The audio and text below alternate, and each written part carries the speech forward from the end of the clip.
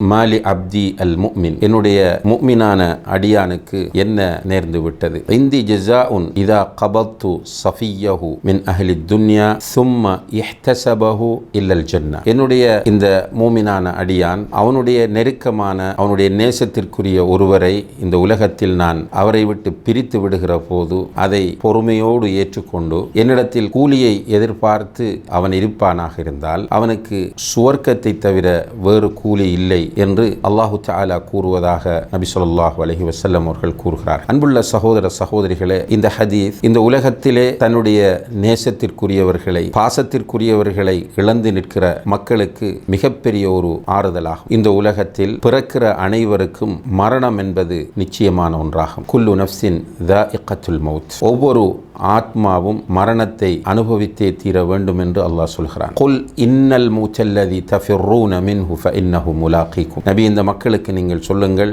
எந்த மௌத்தை கண்டு நீங்கள் விரண்டோடுகிறீர்களோ அந்த மௌத் நிச்சயமாக உங்களை சந்தித்தே தீரும் என்று. மௌத்திலிருந்து யாருமே விரண்டோட முடியாது. மௌத் ஒருவருக்கு எழுதப்பட்ட அந்த நிமிடத்தில் அவரை வந்தடையும். சில நேரங்களில் நாம் பிந்துகிறோம், அவர்கள் முந்தி விடுகிறார்கள். அப்படி முந்துகிற போது நம்முடைய பெற்றோர் முந்துகிறார்கள், நம்முடைய பிள்ளைகள் சில நேரங்களில் நம்மை முந்தி விடுகிறார்கள், நம்முடைய கணவன் நம்மை முந்தி விடுகிறார், நம்முடைய மனைவி சில நேரங்களில் நம்மை முந்தி விடுகிறார், நம்முடைய உடன் பிறப்புகள், நண்பர்கள் என்று நமக்கு மிக பிரியமானவர்கள், பாசத்திற்குரியவர்கள் எல்லாம் சில நேரங்களில் நம்மை விட்டு போய்விடுகிறார். இந்த நேரங்களில் சிலர் தன்னிலை மறந்து சுய கட்டுப்பாட்டை இழந்து விரக்தி அடைவதையும் மன உளைச்சலுக்கு உள்ளாகுவதையும் நாம் பார்க்கிறோம். உண்மையிலே ஒரு மூமினை பொறுத்தவரையில் இந்த விஷயத்தில் தெளிவாக இருக்க வேண்டும். மௌத் அதிலிருந்து யாரையும் யாராலும் காப்பாற்றவே முடியாது. நம்முடைய நேசத்திற்குரிய ஒருவர் மௌத்தாகிறார் என்றால் அந்த நேரத்தில் நம்ம செய்ய வேண்டிய துஆ, இன்னா லில்லாஹி வ இன்னா இலைஹி ராஜிஊன், அல்லாஹும்ம அஜுர்னி ஃபி முஸீபதி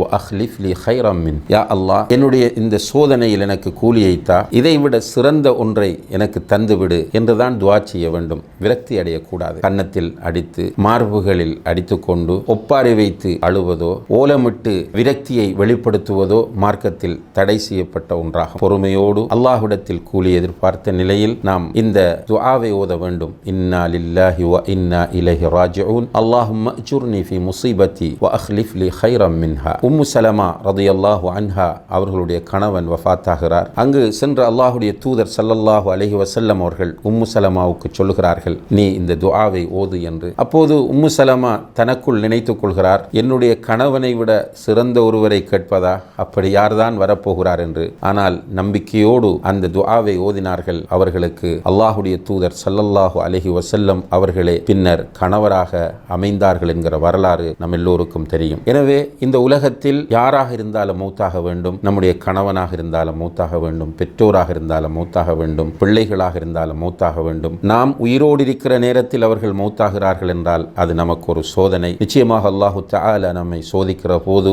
நாம் பொறுமையை கடைபிடிக்க வேண்டும், அல்லாஹ்விடத்தில் துஆ செய்ய வேண்டும். இந்த ஹதீஸுல் குதுஸியிலே அல்லாஹு தஆலா சொல்வது போல, அல்லாஹ் நம்முடைய நேசத்திற்குரியவரை எடுக்கிற போது நாம் பொறுமையோடு இருந்து அல்லாஹ்விடத்தில் கூலியை எதிர்பார்த்து சுய கட்டுப்பாட்டை இழக்காமல் அல்லாஹுக்கு விருப்பமில்லாத வார்த்தைகளை பேசாமல் பொறுமையாக இருந்தால் நிச்சயமாக அல்லாஹ் நமக்கு சுவர்க்கத்தை கூலியாக தருவான். அல்லாஹுடைய தூதர் ஸல்லல்லாஹு அலைஹி வஸல்லம் அவர்களுக்கு ஆண் குழந்தைகள் பிறந்து ஒவ்வொன்றாக மௌத்தாகின்றன. இப்ராஹிம் மௌத்தாகிற போது அவருக்கு சுமார் 1.5 வயதிருக்கும். அந்த குழந்தையை கையில் வைத்துக்கொண்டு அல்லாஹுடைய தூதர் ஸல்லல்லாஹு அலைஹி வஸல்லம் அவர்கள் கண்ணீர் வடிக்கிறார்கள். அதை பார்த்த சஹாபாக்கள் கேட்கிறார்கள், வ அன்த யா ரசூலல்லாஹ், அல்லாஹுடைய தூதரே நீங்களுமா என்று கேட்டபோது அல்லாஹுடைய தூதர் சொன்னார்கள், அல் கல்பு யஹ்ஸன் வல் ஐனு தத்மா, உள்ளம் கவலைப்படுகிறது, கண்கள் கண்ணீர் சிந்துகின்றன, வலா நகூலு இல்லா மா யுர்தி ரப்பனா, நம்முடைய ரப்புக்கு பொருத்தமில்லாத எதையும் நான் சொல்ல மாட்டேன் என்றார்கள். இதுதான் ஒரு முஃமினுடைய நிலைப்பாடாக இருக்க வேண்டும். அல்லாஹுடைய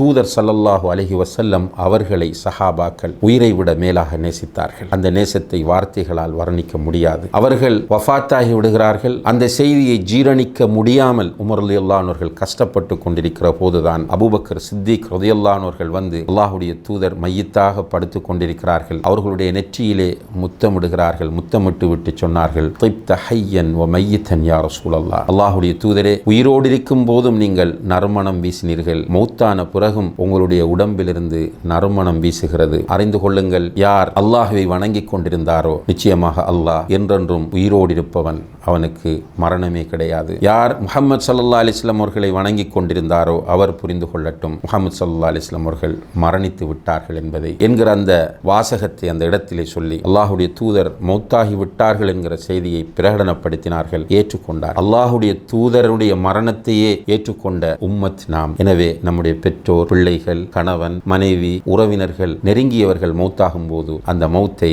நாம் ஏற்றுக்கொள்ள வேண்டும். நிச்சயமாக நாம் இந்த உலகத்தில் வாழ வந்தவர்கள் அல்ல, நாம் வாழ்வது மறுமையில் தான் என்பதை புரிந்து கொள்ள வேண்டும். அதனால் தான் இன்னா லில்லாஹி வ இன்னா இலைஹி ராஜிஊன், நிச்சயமாக நாங்கள் அல்லாஹுக்கே உரியவர்கள், அல்லாஹ்விடமே மீண்டும் செல்ல வேண்டும் என்பதை சொல்கிறோம். எனவே உறவினர்களை, நெருங்கியவர்களை இழந்திருக்கிறவர்கள் இந்த ஹதீஸுல் குத்ஸி சொல்லக்கூடிய நன்மாராயத்தை பெற்றுக்கொள்வதற்காக பொறுமையோடு அல்லாஹுடைய கத்ரை, அவனுடைய விதியை ஏற்றுக்கொள்ள வேண்டும். அல்லாஹு தஆலா அந்த பொறுமையை நம் அனைவருக்கும் தந்தருள்வானாக.